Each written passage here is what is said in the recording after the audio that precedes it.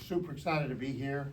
Super excited to play against Florida State. Outstanding program, outstanding team, outstanding coaches, tremendous history. All the way back to Coach Graff and Coach Alameda.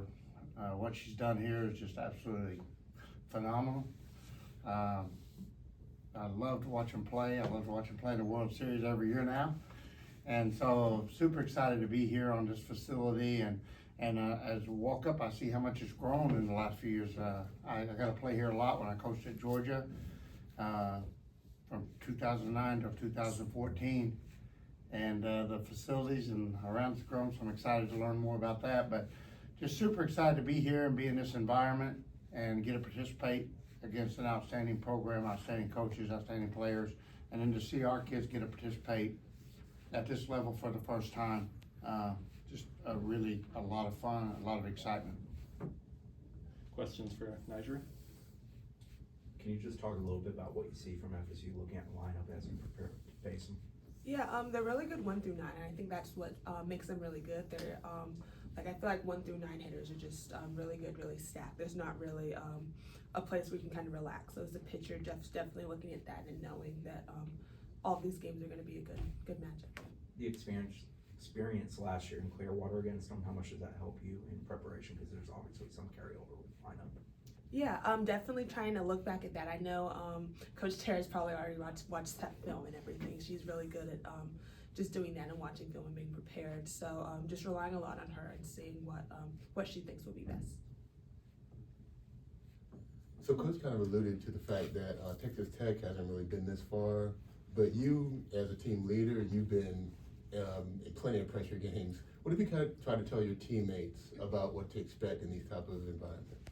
Definitely that it's fun and just enjoying the moment. I mean, there's I feel like a lot of teams at this point haven't made it to super regional, so just trying to understand that and just being grateful to be here, but also the job isn't finished, and although this is super regionals that we're grateful for it, I feel like everyone wants to play at the World Series, so that's what we're here to do. There was a blister on your finger. Are you more cautious playing? Honestly, no. I'm just gonna go out there, do my best, just push through anything. I mean, this is where I've always wanted to play at, just trying to get to the World Series. So, and obviously, hoist the trophy at the end of the year. So I'm gonna do whatever it takes to get there, pain or not. So. What has this experience meant to you? I mean, first time in school history that y'all made it to the super regional, now trying to get to Oklahoma City.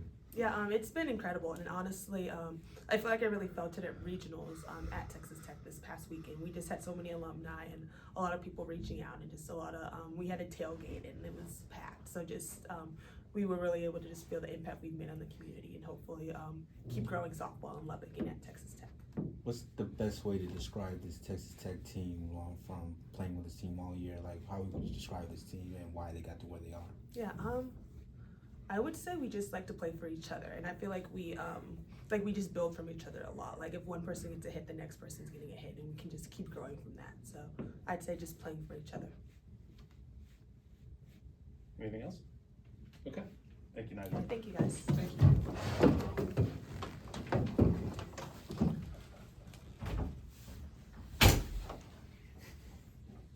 All right. Any questions for Coach Glasco? Coach, beyond the stats on the paper and the shutouts and what you guys have done, what makes this team special? You know, I think that this team has grown enormously from February to now. And I think, like NiJaree said, their commitment to each other. I think that they all started, everyone was putting too much pressure on herself, trying to play up to NiJaree's standard or be good enough to help NiJaree win. And it took me a few games at the beginning of the season to realize, like, the hitters, what's going on with these hitters? Cause like after 2 weeks we were batting like 130, and I think our team batting was literally like 130 after 2 weeks, and we weren't scoring runs. And I finally figured out they're trying to do more than they can. You know, they're not playing for the team, or they're not playing for each other. They're not trusting each other. So at that point, I started putting a lot of emphasis on, don't worry about your performance, worry about making the other 8 players in the lineup better each day. Be the greatest teammate you can be.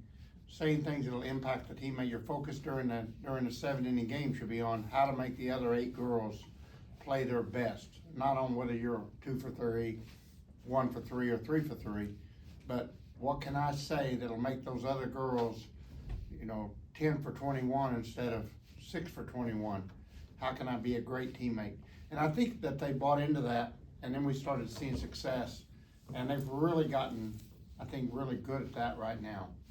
And they're all playing for each other, and you'll hear them saying that over and over. We're playing for each other, we're playing for each other. So they bought into that, and I think that's what's making them good. How great is it to have a young lady that is exceptional at softball like she is, setting the tone though for everybody else? So it's a lucky day every day when you go to the softball field and you have NiJaree Canady leading your ball club. Her work habit, and I knew she was a good ball player when I'd watched her. I've watched her since she was 7th or 8th grade, and watching her grow up and then watching her in the World Series with Stanford. Everyone in America knew she was a tremendous softball player. But when you see her every day in practice, and you see her work habit, and you see the tenacity with which she competes to get better each day and improve her own performance every single day, that's when it dawns on you how special of a talent she is. And to have that leading, when she comes in the batting cages every day, she's focused. And I tell the kids yesterday, 2 rounds of 8, everybody take 8 and 8, and we'll do that 4 times, so you'll get 132 swings. And I tell the kids that now Nigel gonna go 23 and 23, and she's gonna have 480 swings, because she won't just take 8. She just takes more than everybody else.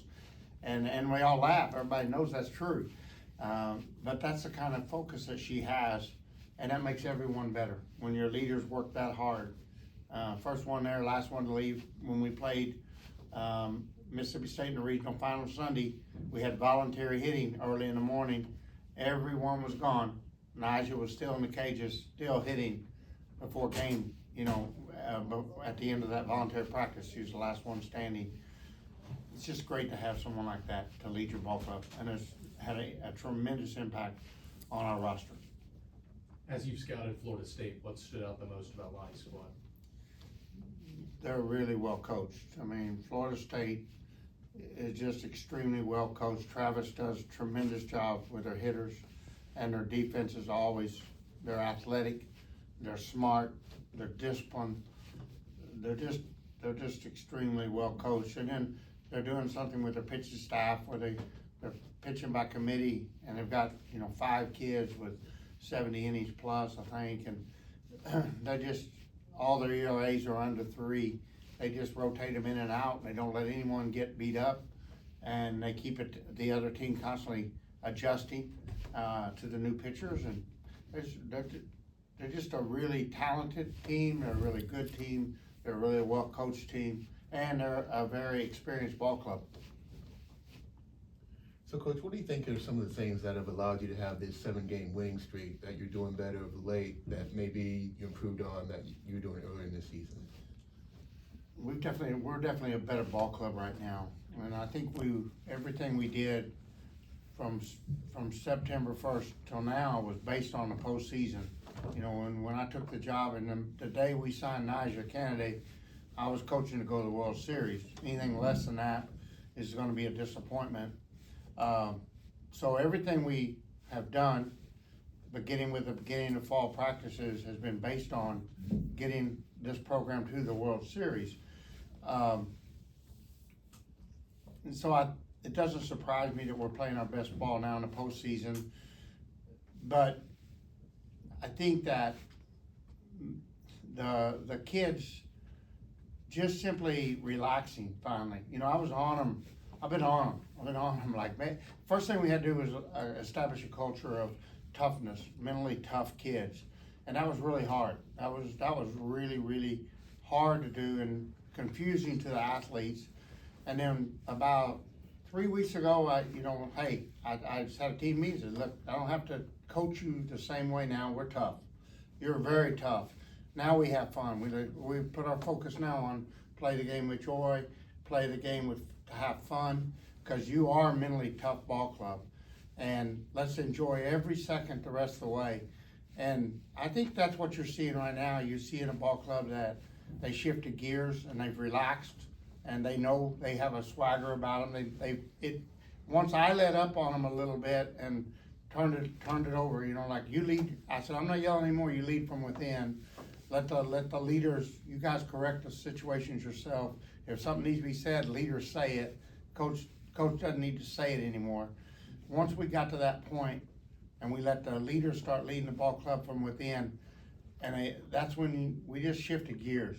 And that's what we've seen in the postseason. We see a bunch of kids that are playing loose and free and happy, but are mentally tough. Time for one more. How do you balance Candy's workload in that it's hot, these are stressful games, you could go 3-game series here in the Super. You might want her to be out there for almost every pitch, but at some point you have to acknowledge she may not be able to go every pitch. Yeah, it's really tricky with her.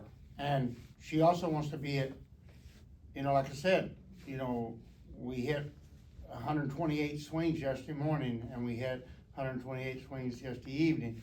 NiJaree does probably 256. I mean, she doubles everything.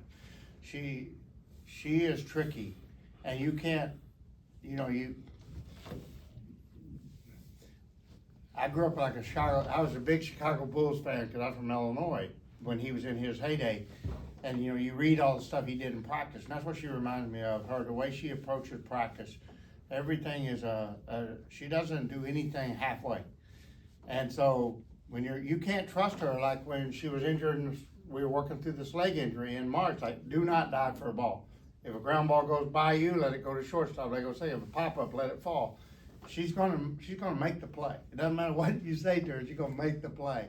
And so we just have to, I think you have to accept it. Well, that's what she is. She's a great competitor. She's gonna overdo everything. And then there's times when I think we just maybe we just have to set her down at some point we may not be able to let her take every single at bat, or we may not let her be able to throw every pitch that she wants to throw. We may have to, you know, take her out when she doesn't want to come out. But we're gonna have to protect her a little bit because she's a worker and she's a competitor, and she wants the ball, and she wants to work regardless of practice, regardless of game, regardless of pregame. She's always all in and going all out. Okay. Thank you, guys.